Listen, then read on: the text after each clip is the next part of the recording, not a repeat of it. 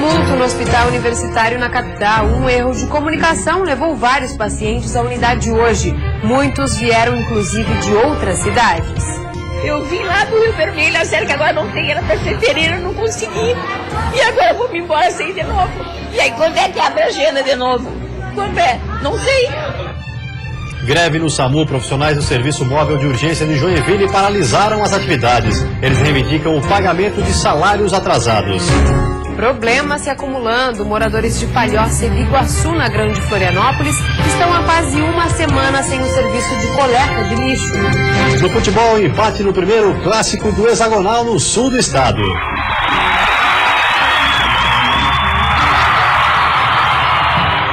Em outro jogo, virada do Joinville, que ficou na liderança da competição.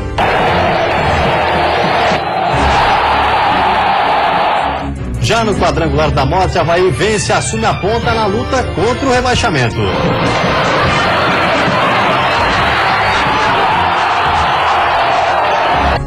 O Band Cidade desta segunda-feira já está no ar.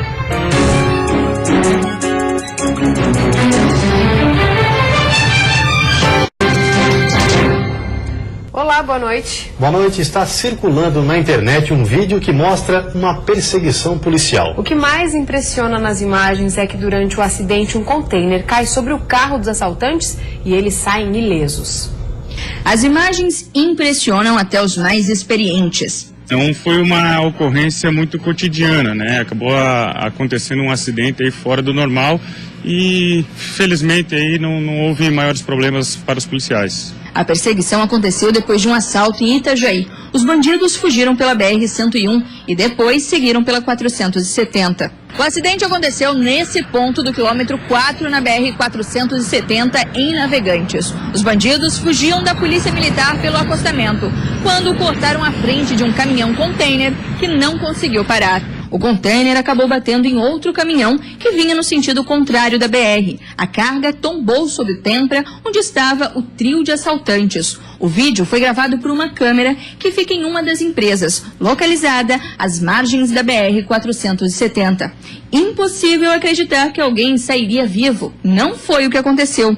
Outra gravação mostra os bombeiros prestando auxílio e os fugitivos com apenas ferimentos leves.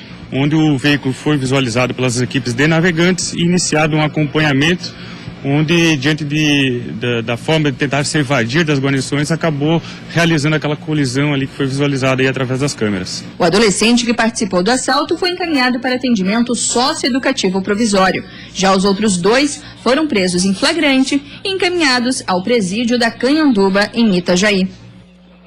No sul do estado, os instrumentos de uma banda de mais de 100 anos foram roubados. A polícia trabalha com a hipótese de crime encomendado. A Lira Tubaronense é a banda mais tradicional do município, com 107 anos. Fez parte dos principais momentos históricos de Tubarão. Mas hoje, a instituição, que é mantida através de doações, passa por uma situação nunca vivida antes pelos integrantes. A sede da Lira foi invadida. Além da destruição, todos os instrumentos da banda foram roubados. Só nos restaram os cases vazios, né? Levaram também talheres, levaram panelas, levaram lixeiras, lâmpadas, uniformes, tudo que puderam carregar, eles carregaram. Hoje seria o primeiro dia de ensaios de 2015. Ao invés de tocar, os músicos irão se reunir para tentar encontrar uma solução para o problema. A presidente da Lira afirma que ainda não sabe como a banda tão tradicional irá se recuperar, já que os prejuízos ultrapassam os R$100 mil.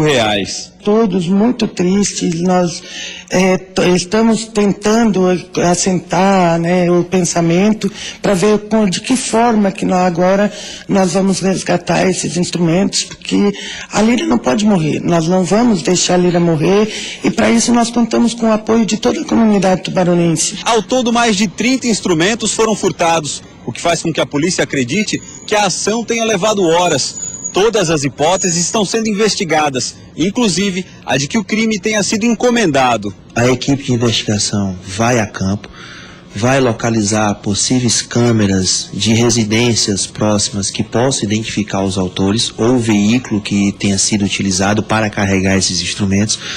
bem como fazer levantamento para tentar localizar possíveis testemunhas que tenham visto a ação desses criminosos. E a seguir, problemas na saúde. Funcionários do SAMU estadual paralisaram os serviços contra o atraso nos salários em Joinville. E na capital, a segunda-feira foi de confusão no hospital universitário. Lá no mesmo especialidade, lá cada segundo uma especialidade, a pessoa tem só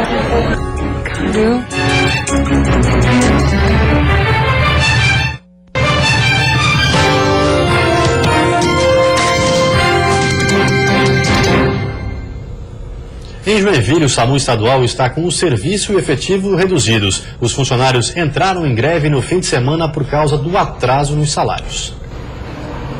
A greve começou no sábado. 80 funcionários do SAMU estadual que atuam em Joinville estão parados por falta de pagamento dos salários de fevereiro e do Vale Transporte. O depósito deveria ter sido feito na sexta-feira pela Associação Paulista para o Desenvolvimento da Medicina, a SPDM, que é a organização que gerencia o SAMU em Santa Catarina.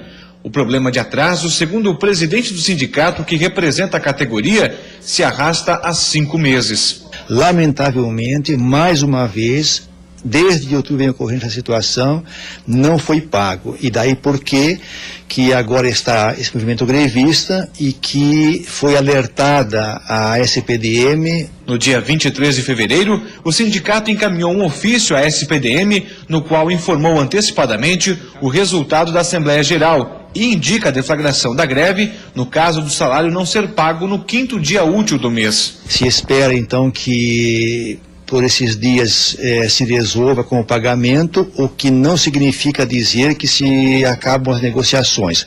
Cessará a greve no momento por esse motivo, mas a nossa pauta ainda tem outros itens pendentes para com a SPDM, e dentre eles é a não assinatura ainda até hoje do acordo coletivo que traz as melhorias salariais. A unidade do SAMU estadual em Joinville é a única de Santa Catarina que entrou em greve. Enquanto aguardam o pagamento, os funcionários têm mantido os 30% do atendimento de emergência conforme determina a lei. A Secretaria Estadual de Saúde informou que repassou na sexta-feira 4,5 milhões de reais para a SPDM para que estivessem disponíveis na conta a partir desta segunda.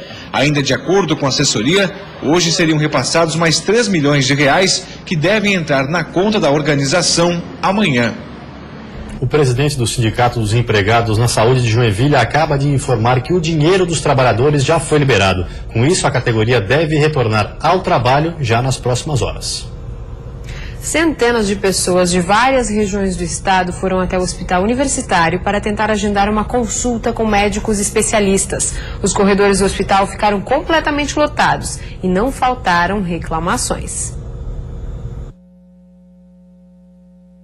Aproximadamente 1.000 pessoas compareceram ao HU para o primeiro dia de agendamento de consultas do trimestre.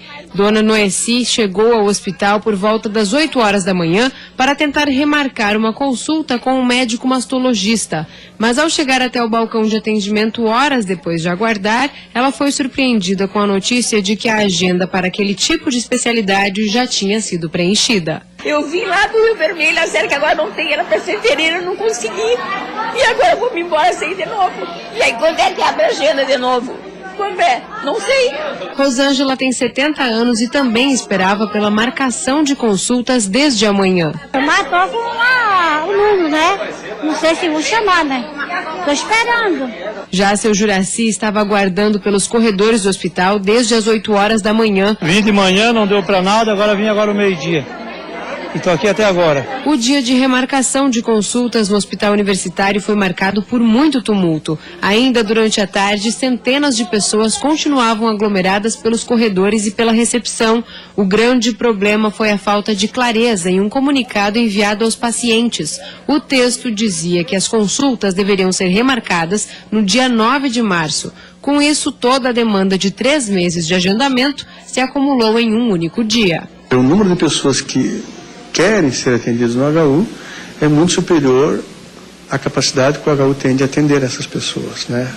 Nós disponibilizamos para a rede, né, 12.000 consultas por mês. Desse percentual, 4.000 são chamados retornos. A A direção do HU também explica que os modelos de agendamento de consultas são constantemente reformulados e que o atual sistema passará por análise e poderá ser modificado.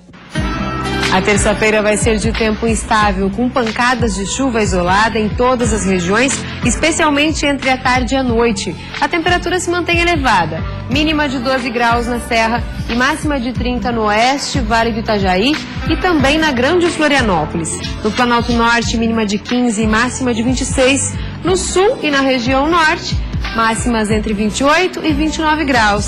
E a Defesa Civil e a EPAGRE também estão monitorando a possível formação de um ciclone subtropical no estado. O fenômeno poderá trazer chuvas e ventos mais fortes até quinta-feira. Expectativa na saúde do Meio-Oeste. A ampliação do setor de terapia intensiva do Hospital Universitário Santa Terezinha deverá beneficiar 13 municípios da região com a instalação da UTI neonatal. A instalação da UTI neonatal faz parte da obra de ampliação de todo o setor de terapia intensiva, que duplicará a capacidade atual para adultos e para os recém-nascidos possibilitará 6 novos leitos e deve atender 13 municípios da região. Hoje, em Joaçaba, apenas alguns cuidados especiais são oferecidos aos bebês no Hospital Universitário Santa Terezinha. E por isso, os recém-nascidos que precisam da UTI neonatal são deslocados para Concórdia ou Curitibanos, cidades que ficam a cerca de 80 e 110 quilômetros do município. Além do desgaste pelo deslocamento, de acordo com o diretor do hospital, a demanda de partos nos últimos anos mais que dobrou. A necessidade da região é vista, é comprovada, né? É difícil passar o dia que nós não temos que ou transferir pacientes, ou então simplesmente negar o leite, porque não pode, não existe, está tudo lotado, né? Então a gente vai fazer todo o esforço, inclusive, para terminar rápido essa instalação dos 10 leitos primeiro adultos, né? A UTI neonatal, ela, além do que existe de dificuldade para você montar, dos sofisticados que são os aparelhos, né, que precisam ser adquiridos, importados alguns, nós temos também o problema de pessoal. Para você atender uma UTI neonatal de 6 leitos, nós precisamos ter médicos especializados nesse tipo de atividade. A estimativa é que a UTI neonatal seja realidade para o primeiro semestre do ano que vem.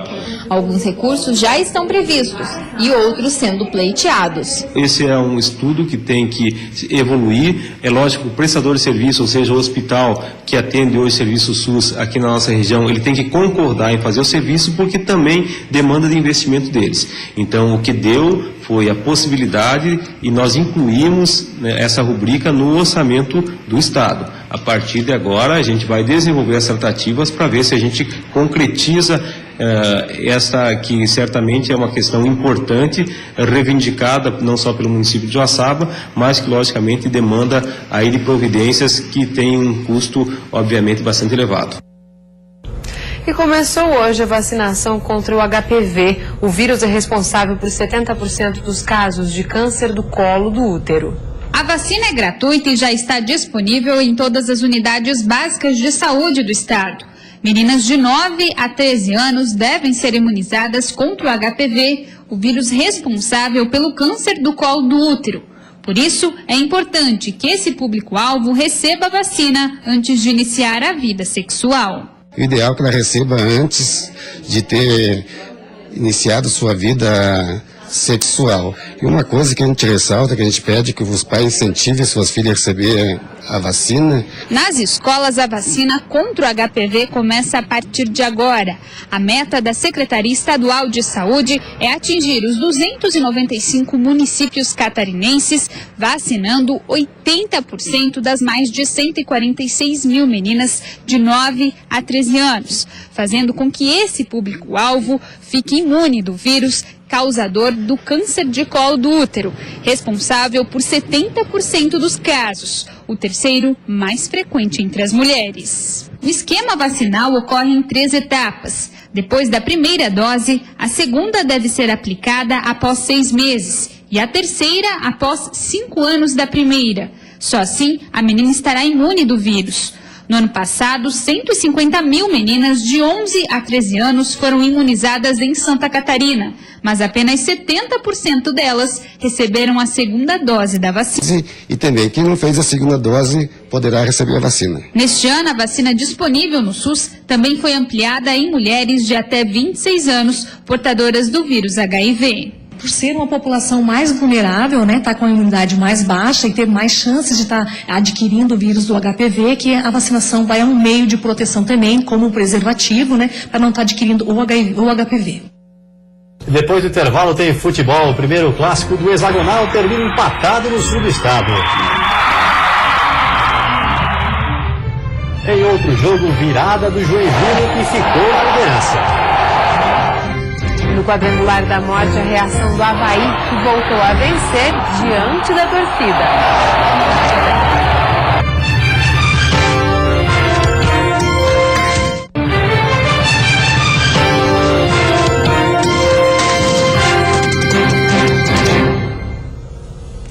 Futebol. No primeiro clássico do hexagonal, Criciúma e Chapecoense empataram no Heriberto Wilson. Confira os melhores momentos da partida. O Criciúma recebeu a Chapecoense no Heriberto Wilson. E no tapete do majestoso, o time do Oeste não vencia o Tigre há exatos 14 anos, 11 meses e 2 dias. Mas a Chape estava disposta a acabar com essa escrita. E o jogo foi brigado. Era uma chance para lá, outra para cá. Até que o Danilo Tarraxa foi sair jogando. E ele pisou na bola, o Apodi tomou dele e pênalti. Roger bateu bem e marcou 1-0. O Criciúma tentava reagir, mas parecia não ter forças. E a Chape continuava assustando, agora nos contra-ataques. Vaias para o Tigre no intervalo. E elas tiveram efeito. Muito mais ligado, o Criciúma voltou pressionando. Primeiro com Bruno Lopes. E depois foi Roger Guedes quem assustou. Danilo Tarraxa também tentou e quase conseguiu se redimir. Já o Roger da Chapecoense teve a chance de ampliar, mas Luiz estava atento. Até a metade do segundo tempo estava dando tudo certo para a Chapecoense, que explorava os erros do Criciúma. Mas aí o Maurinho entrou e dá uma olhada no que ele fez no primeiro lance. Foram apenas 3 toques na bola e uma pancada para o gol. 1-1. Ponto final e a escrita se manteve. Pelas que as duas equipes demonstraram, eu acho que o resultado foi justo. Para mim, o jogo foi injusto, pelo que a gente manteve ao longo dos 90 minutos. O Internacional de Lages assustou o Figueirense e garantiu um empate na Serra. Já na Arena Joinville, o Jack venceu de virada e assumiu a liderança do hexagonal. Confira os gols. Na Arena Joinville, o argentino Mariano Trípode abriu o placar para o Metrô aos 27 do primeiro tempo. Vaias da torcida para a atuação do Jack. Preocupado, Emerson Maria fez alterações e mudou o esquema tático, passando a ter 3 atacantes. E deu certo. No segundo tempo, Thiago Luiz avançou pela esquerda e cruzou para Diego Viana de cabeça. Nesta jogada, o Wellington Júnior foi derrubado. Pênalti para o tricolor. Saci mandou um balaço e garantiu a vitória do Jack, que está na primeira colocação do hexagonal. Vencemos o jogo, somos líder do campeonato, mas amanhã, quando clarear o dia, nós temos que ter noção que temos muita coisa que evoluir. No estádio Vidal Ramos, o Inter de Lages saiu na frente com este gol de cabeça de Reinaldo aos 44 do primeiro tempo. E outro jogador experiente, Marcelinho Paraíba, deu trabalho para o goleiro Alex do Figueira, que estava de fato uma verdadeira muralha, hein? O empate do Furacão nasceu aí, olha só. Marquinhos Pedroso avança pela esquerda, cruza e lá dentro, Rafael Bastos de cabeça, manda pro fundo da rede e terminou tudo igual no Tio Vida, 1-1. Então o resultado de empate não é bom, nós precisávamos da vitória. Nós jogamos para buscar o resultado, fizemos por merecer, né? O adversário também teve as suas oportunidades, porque a gente não esperou o jogo acontecer agora. Nós estamos tendo muita chance para matar o jogo bem antes. O que mais importante que a vitória era não perder, continuar com essa invencibilidade dentro de casa no campeonato, abrir o hexagonal sendo respeitado pelas outras equipes, e eu acho que a gente conseguiu. E pelo quadrangular da morte, Marcílio Dias e Avaí largaram na frente na luta contra o rebaixamento. Veja como foi. Em Itajaí, um jogo praticamente sem torcida no estádio Hercílio Luz. E a vitória foi do time da casa, o Marcílio Dias. O único gol da partida foi marcado por Atos aos 3 minutos do segundo tempo. O Marinheiro é o segundo colocado no quadrangular. O Guarani de Palhoça ficou na terceira posição. Eu me sinto satisfeito pelo que está acontecendo, a assimilação do grupo, o desenvolvimento das funções dentro do campo. E, na verdade, o meu pensamento agora é em comemoração ao resultado. Na ressacada, pouco mais de 3 mil torcedores viram o reencontro do Avaí com a vitória. O primeiro gol veio depois de um lançamento de Marquinhos Santos. Anderson Lopes só teve o trabalho de empurrar para o fundo das redes. O segundo foi de Pablo, que chutou com força, sem chance para o goleiro do Atlético de Birama. O Leão é o primeiro na tabela. Já o Atlético ficou na lanterna do quadrangular. Então eu acho que era uma obrigação e era fundamental você conseguir essa vitória. Mesmo que estivesse jogando mal, mesmo que fosse com gol de mão, tinha que acontecer essa vitória. E a seguir, coleta de lixo. Moradores de Palhoça e de Iguaçu estão há quase uma semana sem o serviço. E ainda, professores da Rede Municipal de Ensino de Tubarão decidem manter a greve.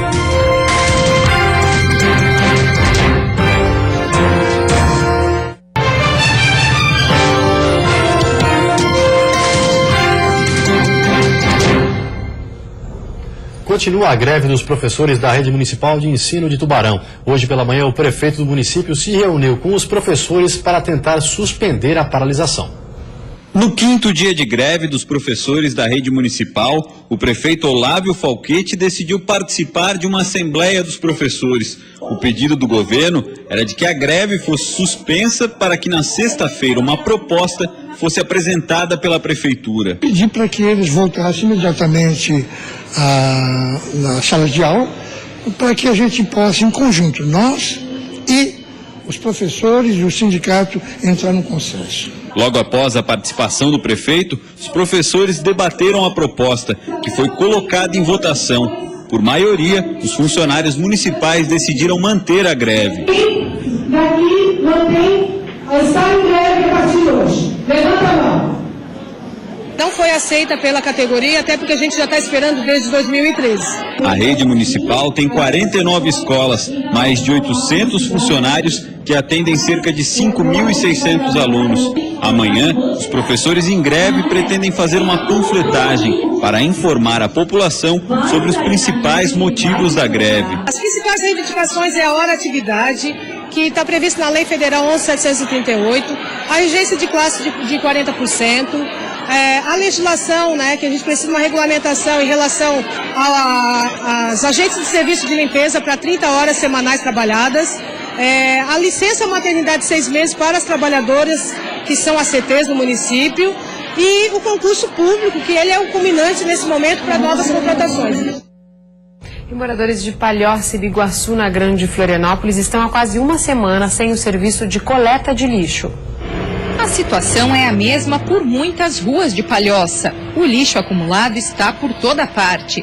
Desde quarta-feira da semana passada, os garis estão em greve. A prefeitura tenta solucionar o problema, mas o efetivo particular de 5 caminhões consegue recolher apenas 20 das 150 toneladas de lixo geradas todos os dias e não atende à demanda do município.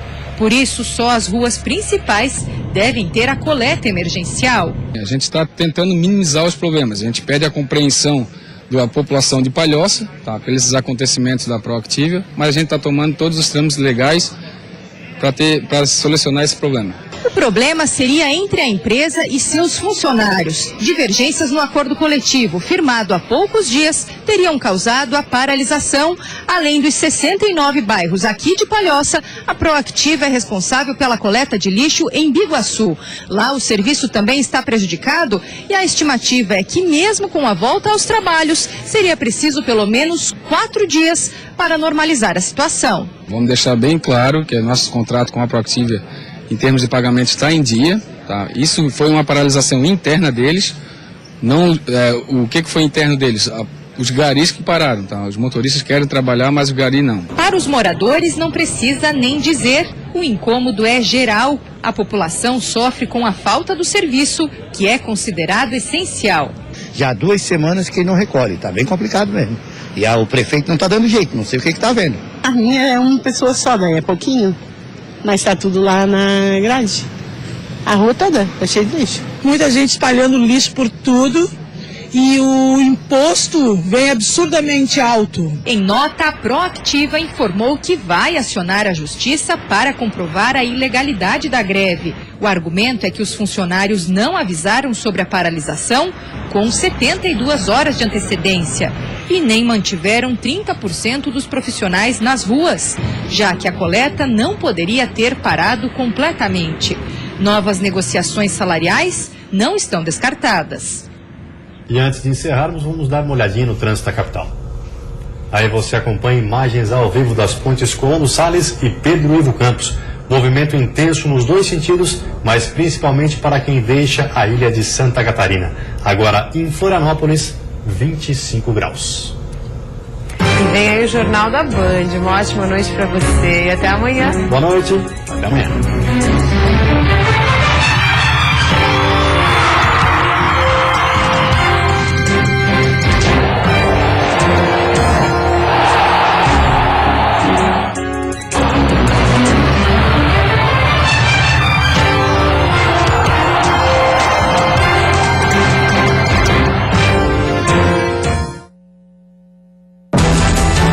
Depois de panelaço, Lula diz que é preciso ter razões para defender impeachment e que terceiro turno é contra a democracia. Protestos deixam Planalto em alerta. Pressão pode levar Congresso a rejeitar pacote fiscal. Condenação à vista na Lava Jato. O juiz decide esta semana primeiras sentenças para doleiro e ex-diretor corrupto da Petrobras. O real ladeira abaixo, o dólar sobe pelo 6º dia seguido e chega a R$ 3,13. Matando para roubar, na série especial O Crime que Destrói Família.